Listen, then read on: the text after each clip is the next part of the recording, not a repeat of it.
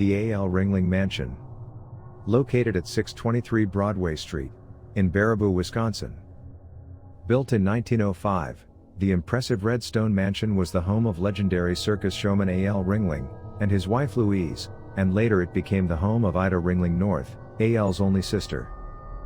He was the eldest of the 5 famous Ringling brothers. The Ringling Brothers Circus was at its peak when the mansion was built. Construction of his home took 18 months, and cost $100,000, approximately $2.9 million in today's dollars. It was finally completed in December 1906.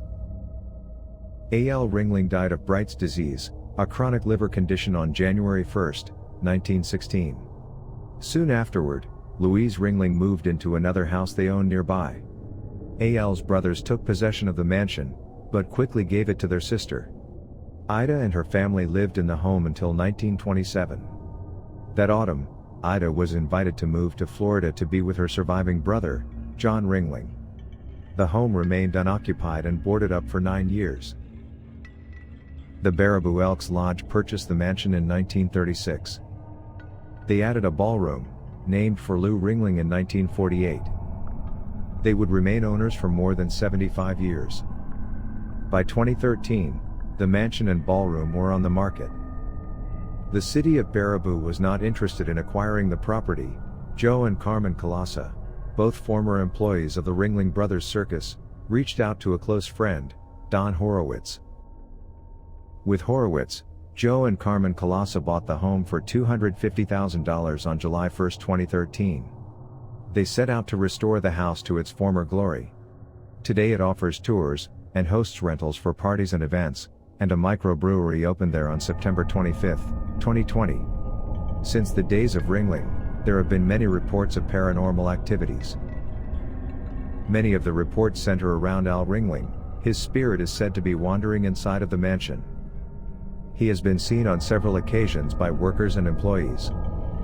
It is said that nightly you can hear footsteps going up and down the mansion's staircase, even though nobody is on it. One room, called the Red Room, is supposedly haunted by the spirits of 3 young children. Many think they are the spirits of the children Louise lost through miscarriages. Voices have also been heard in the attic as well as throughout the building when nobody else is present. The mansion is also supposedly the home of the spirits of former members of the circus. Many of these events have been well documented, through photographs, video and recordings. The mansion offers daily tours. They also offer haunted tours at night, that are available by appointment only, from May through October. Check the link below in our description to find out more. The Old Baraboo Inn. Established in 1864, the Baraboo opened as a tavern and brothel. It opened sometime in the late 1800s, located just across the street from the railway station. During Prohibition there was an established speakeasy there, owned and controlled by the mob. In addition to the speakeasy, there was a mob-run brothel and illegal gambling. The mob had the habit of taking over the places where they brought their illegal beer and alcohol to sell. Owners went along with what the mob wanted. The members of the mob made this place one of their many hangouts. Al Capone reportedly loved this place. He loved to visit there and take a rest from his work. Like other mob-run establishments, there were many reports of violence and even killings, mostly carried out by a mobster who loved his job. In the case of the Baraboo, the killing and torture area was down in the basement. There is an execution pole down in the basement that still has the bullet holes where victims were executed after having their legs broken and suffering other painful injuries. People who couldn't pay their gambling debts, tried to cheat, said or did the wrong thing, or were guilty of some other offense, were the ones who suffered and died there. It is believed to have many active spirits in the building according to paranormal investigators. Audio recordings of voices, and sounds and video of orbs, light flashes, and anomalies have all been captured. Cowboys, a prostitute named Mary who died there, several children, and previous owners are among those believed to be regulars who still haunt there. The current owner, along with employees, customers, and other visitors, have experienced moving objects, balls of light, shadows, voices, taps on the head, temperature changes, doors that open and shut, and an apparition of an old woman. In 2018, the owner BC Farr decided to retire, so the Baraboo was put back on the market. Surprisingly, the new owners are the cable TV network, the Food Channel. The Dungeon of Horrors. The Dungeon of Horrors, which originally operated as a haunted house attraction, in the popular tourist destination of the Wisconsin Dells, and has quite a dark history. The building used to be an automotive repair garage. The owner committed suicide there. The owner of the garage killed himself one morning with a shotgun just as the employees were coming in the front door. The garage also had gas pumps in front, and one day a man accidentally blew himself up while putting gas in his motorcycle. There previously was a mortuary next door that is believed to have originally been part of the same building. There was also an alcoholic artist who died in an apartment next door several years ago. The owner estimates that over the past 25+ years that he has owned the place that about 80% of his employees have had some kind of paranormal experience. Employees claim to have seen an apparition of an older man with glasses who disappears. Visitors have reported an apparition of a man carrying an axe, and has been seen following people around the building.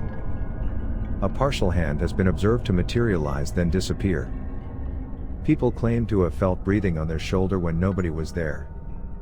People have been grabbed by invisible hands and hit with invisible objects. Also cold spots and strange noises throughout the buildings, as well as glowing orbs being regularly spotted. The owner claimed activity seems to peak during the month of August every year, also during rainy overcast days. It had to be closed down recently, due to the fact that the owner was unable to employ any staff, due to reports of real paranormal activity. The Showboat Saloon. The Showboat Saloon was built in 1907 by William and Minnie Stanton. The building was built to be a tavern with office space on the upper level for the Milwaukee Railroad Company. When Prohibition began on January 16, 1920, this building became home to Stanton's Sweet Shop. It is believed the Stantons made their alcoholic drinks available through a speakeasy in the basement. Underground drinking establishments were quite common during Prohibition. In 1965 it became the Showboat Saloon, and eventually called Captain Brady's Showboat Saloon. According to local legend, a girl called Molly once lived above the saloon, and her ghost now haunts the establishment. Witnesses say they have heard voices near the stage, have seen apparitions of figures in period clothing in the saloon mirrors, and have felt cold spots and seen kegs move by themselves in the cellar. She also enjoys opening and closing doors. Reports of her appearances and strange events became so regular, that the current owner has decided to no longer offer the upstairs apartment unit to renters. While Molly seems to hang out in the upstairs area, reports of strange activity in the main floor bar have also surfaced. In honor of Molly, the bar has been renamed Captain Molly's Showboat Saloon. Sanatorium Hill. Constructed in 1930, it was a tuberculosis sanatorium and general hospital for Dane County in Madison, Wisconsin, named the Lakeview Sanitarium. It was in operation until 1966. The sanatorium has a large wooded area behind it, now known as Lakeview Woods, and there is also an adjacent cemetery. Before the sanatorium was built, the spot overlooking the lake would have been considered sacred to the Native Americans who lived in the area.